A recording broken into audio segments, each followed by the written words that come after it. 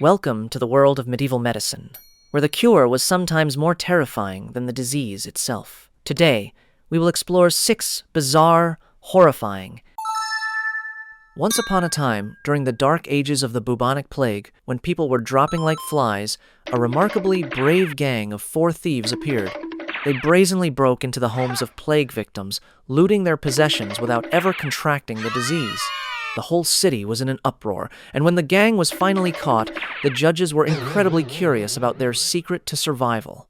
They offered a deal. If the thieves revealed their secret remedy, their sentences would be reduced. And so, the fragrant secret was spilled. It was a concoction they called the 4 Thieves Vinegar. The recipe sounded unusual. Vinegar, garlic, wormwood, along with other herbs and spices. The thieves claimed they applied this miraculous vinegar all over their bodies before each business venture. It's almost as if they were preparing for a plague-ridden aristocrats' party, not a robbery. The humorous and somewhat surprising part is that this vinegar actually had some effect. Not that it cured the plague, mind you, but thanks to wormwood, a natural insect repellent, it helped ward off fleas, and the bubonic plague was primarily spread by fleas. So, thanks to the irresistible scent of vinegar and wormwood, these thieves inadvertently created a natural shield. Who knew vinegar could be a lifesaver? However, don't celebrate too quickly. Against pneumonic plague, which spread directly from person to person with a 100% mortality rate, this vinegar was utterly useless. So, technically, these thieves were lucky they only encountered the bubonic form, or perhaps even luckier they were caught before they ran into the pneumonic variant.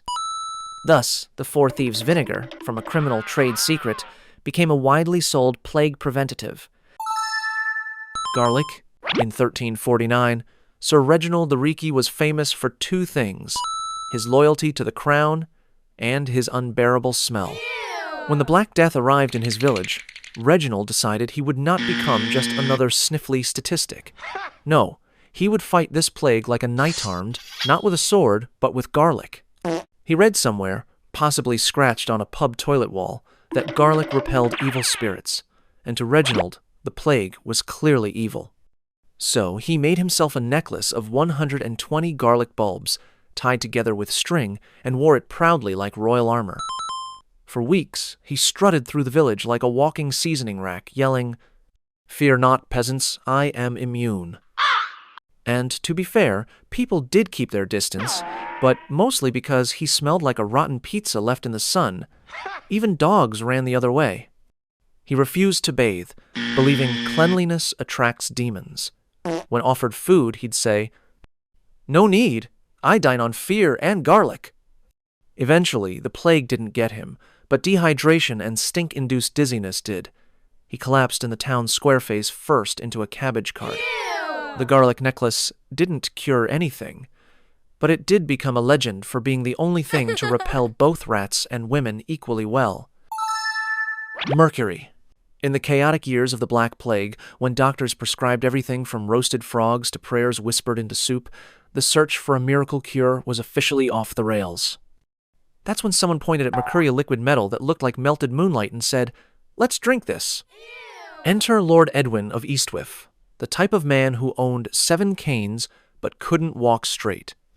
With more powdered wig than actual brain, Edwin fancied himself a medical innovator, mostly because he read 2 scrolls and owned a magnifying glass.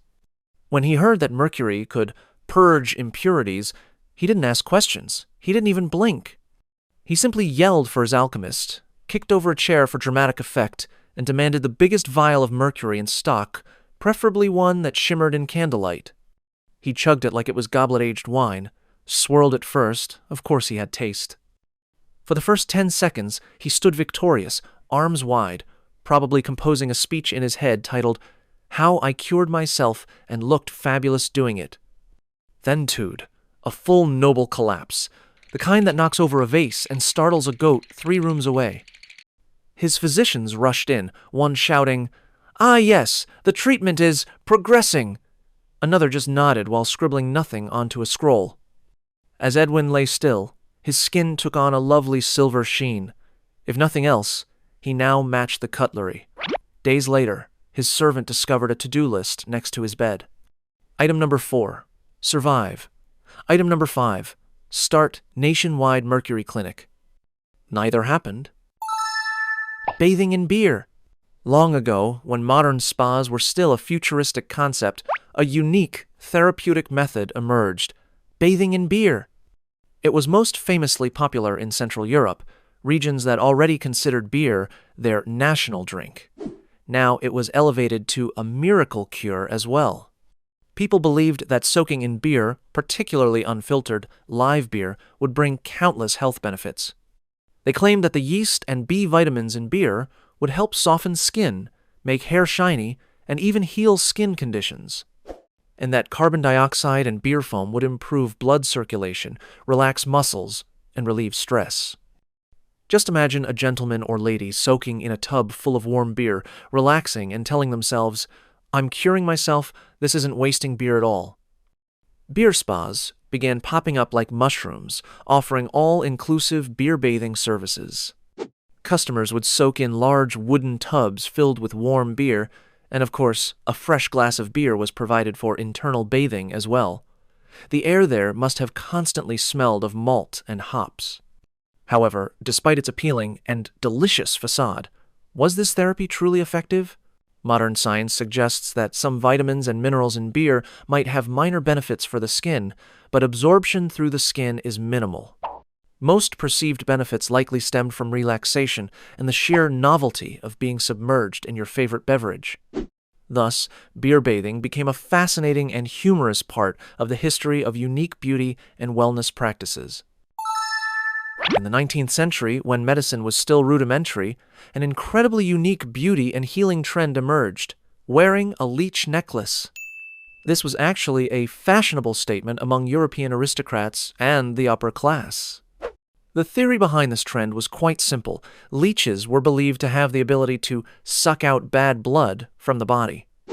And if bad blood caused all ailments and an unattractive appearance, then simply wearing leeches around your neck would make you beautiful and healthy instantly. Just imagine a sophisticated lady in her silk gown with a string of squirming leeches dangling around her neck, occasionally replaced with fresh ones. What an incredibly unique and unbelievable sight.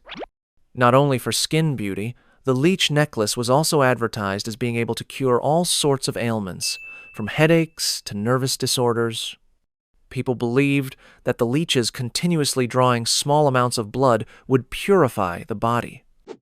In reality, the greatest effect they probably felt was the shiver every time a leech wiggled, making them forget their pain. Of course, what were the consequences?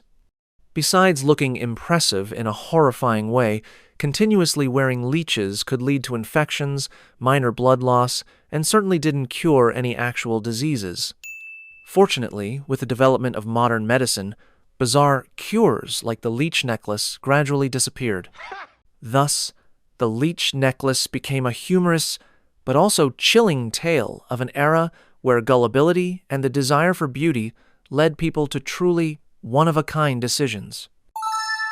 During the grim period when the Black Death swept across Europe and medicine was still at a loss, a bizarre method emerged: sitting on a rock to absorb the plague.